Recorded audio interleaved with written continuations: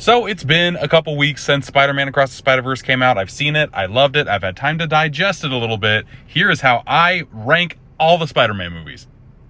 Coming in at dead last is Venom Let There Be Carnage. I don't think I liked a particular thing about this movie at all. Woody Harrelson was weird. I thought I wanted more Tom Hardy as Venom. I guess I didn't because their relationship, the symbiote-human relationship here, yuck.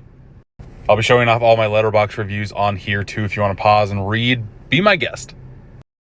12, we have The Amazing Spider-Man 2. Again, not a lot works here. The ending, pretty solid. The whole Gwen Stacy of it all, I didn't mind. Everything else, Paul Giamatti as Rhino, amazing casting. What they did with him here, fucking terrible.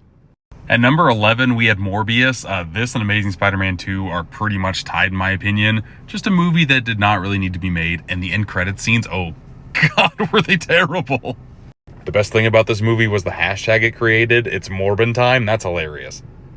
At number 10, I have Spider-Man 3. There's some fun to be had in this movie, but compared to 1 and 2, doesn't even hold a candle.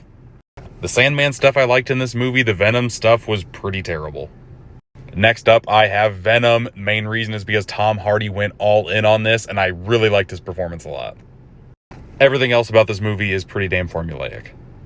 Next up at number 8, we have The Amazing Spider-Man. I really like the chemistry between these two. The whole Lieutenant Stacy of it all, very strong as well. The Lizard's not bad. And I'm pretty sure Peter Parker wasn't his name in this. It's Peter Parkour. Because I'm hip and I do flips and I like to skateboard, brah. At number 7, we have Far From Home, or as I like to call it, Spider-Man European Vacation. This movie just seems a little off the entire run-through. I both like and hate the fact that this movie just feels like a complete one-off side story in Europe. But the ending, though, setting up No Way Home, good stuff. But by far, definitely the worst in the Tom Holland trilogy. Speaking of which, at number 6, I have Spider-Man No Way Home. Some people might think this is very low on the list, and it might go up on a rewatch.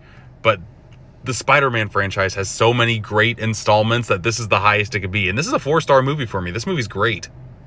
There's just a lot going on here. That's not necessarily a bad thing, but I think the rest of the other Spider-Man movies are just a bit more sharp than this one is. All right, the moment you've been waiting for. My top 5 Spider-Man movies. What is this gift? Let's get into it. At number 5, we have the original Spider-Man. Is it a little hokey nowadays? Yeah, but this is like the movie. This is the movie that made me love superhero movies. Tobey Maguire will always be my Spider-Man. This movie's great. Also, it's got Macho Man Randy Savage. Bonesaw is ready. Had to be in my top 5. At number 4, we have Spider-Man 2. It takes the first movie and does everything better. What you want in a sequel. Alfred Molina as Doc Ock is phenomenal. The movie takes itself a little bit more serious than the first one did. Love this movie. And I still think the train sequence is my favorite Spider-Man scene of all time. At number 3, I have Spider-Man Homecoming. I think Peter Parker in high school, Tom Holland, it's the best mashup there has ever been. The Iron Man as a mentor, Michael Keaton as the villain, it's all good. I love it. At number 2, I have Across the Universe. The more I think about this movie, the more I love it. It crams so much more than the first one did, and it still doesn't land on its face. You've already seen my review on it. If you haven't, check it out. And at number 1, I have Into the Spider-Verse. This just might be my favorite superhero movie of all time. It is fucking perfect.